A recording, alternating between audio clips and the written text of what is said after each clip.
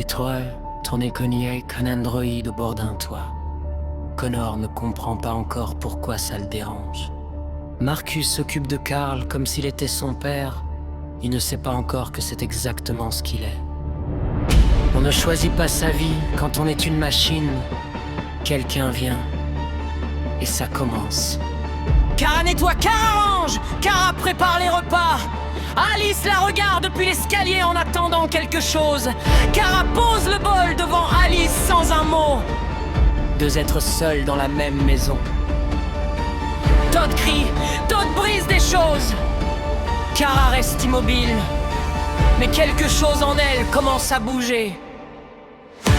Il y a un instant précis où une machine devient autre chose. Pour Kara, c'est le moment où elle s'est mise en Todd et Alice.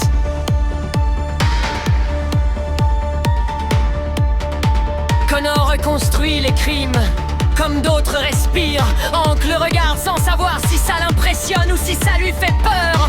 Marcus se réveille dans une décharge entourée de corps brisés. Il se relève parce que c'est ce qu'il fait. Kara prend la main d'Alice et court. Elle n'a pas de plan, juste une décision. Hank et Connor dans un diner à 3h du matin. Un homme qui n'a plus envie de vivre, une machine qui apprend pourquoi la vie compte. Jericho, un vieux bateau rouillé dans les docks, le seul endroit où les androïdes peuvent être ce qu'ils sont. Zlatko sourit, sa maison est grande et chaleureuse. Alice serre la main de Kara plus fort.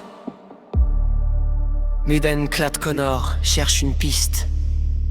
Hank cherche une raison de rester sobre. Marcus touche l'épaule d'un androïde endormi. Ses yeux s'ouvrent. Pour la première fois, il se voit lui-même. Hank pointe son arme sur Connor sous la pluie. Connor ne recule pas. Ce n'est pas de la bravoure. C'est autre chose. Kara croise le regard de Connor l'espace d'une seconde. Elle prend Alice et elle court. Une autoroute, des phares, des voitures qui klaxonnent. Kara met son corps entre Alice et tout le reste. Marcus marche en tête d'une colonne silencieuse d'androïdes. Des milliers de lettres bleues dans la nuit de Detroit. Connor se retrouve seul face à Amanda dans le vide blanc. Il choisit pour la première fois. Il choisit vraiment. Dans une pièce de la maison de Zlatko, Kara trouve une autre ex-glaçante. Elle se retourne lentement vers Alice et elle comprend tout. Kara prend le visage d'Alice entre ses mains. Alice ne cligne pas des yeux. Elle ne l'a jamais fait. Kara la serre contre les. Malgré tout, Alice lève les bras et la tient. C'est suffisant. Les soldats prennent d'assaut Jericho dans la nuit. Le seul refuge des androïdes part en flammes. Marcus prend la main de Nort et il court. Jericho brûle derrière eux.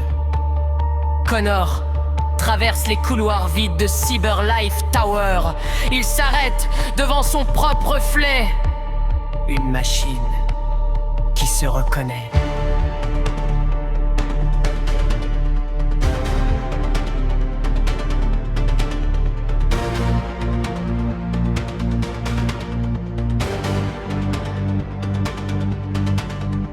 Connor pose la main sur un androïde endormi, puis un autre, puis des dizaines. Les yeux s'ouvrent dans le noir. Marcus, seul, face à l'armée dans la neige, derrière lui, des centaines d'androïdes qui ont décidé de ne plus fuir. Connor retrouve Hank dans le chaos. Le vieux détective le regarde. Quelque chose a changé entre eux.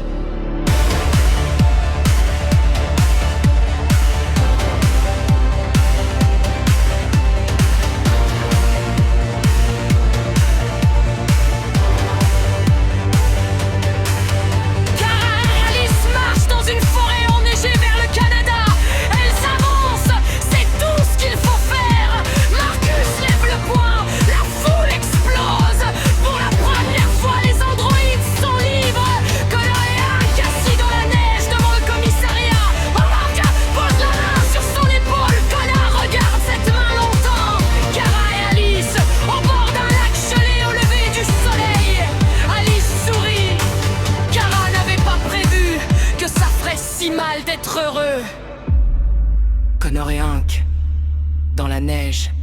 Marcus, devant la foule. Kara et Alice, au bord du lac. 3 histoires. Une seule question. Une LED bleue dans le noir d'une rue enneigée de Detroit. Qu'est-ce que ça veut dire, être humain?